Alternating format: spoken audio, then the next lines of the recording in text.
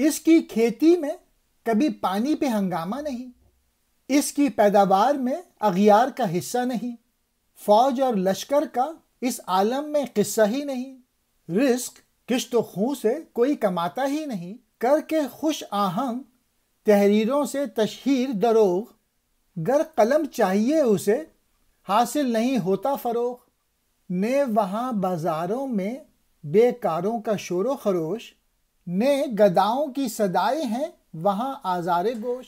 اس کسان کا کھیت اور اس پر کام ندی کے پانی کے جھگڑے سے آزاد ہے، اور فصل کی شرکت کے بغیر اس کی اپنی ہے۔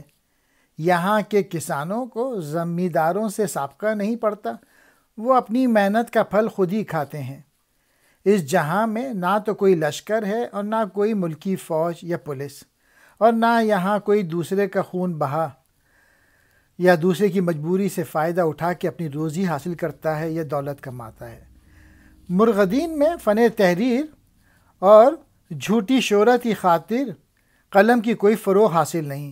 یہاں کے اہل قلم اپنی شہرت کی خاطر سچ کو جھوٹ اور جھوٹ کو سچ ثابت کرنے میں نہیں لگے رہتے، اور نہ ان کی تحریروں میں بےہودگیاں پھیلانے کا باعث بنتی ہیں۔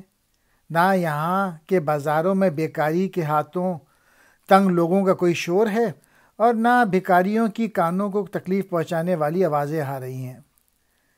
دراصل اس قسم کی تمام غیر تعمیری باتیں ہماری دنیا میں ہیں، اور علامہ اقبال نے بالواسطہ ان کی تصویر کشی کی ہے۔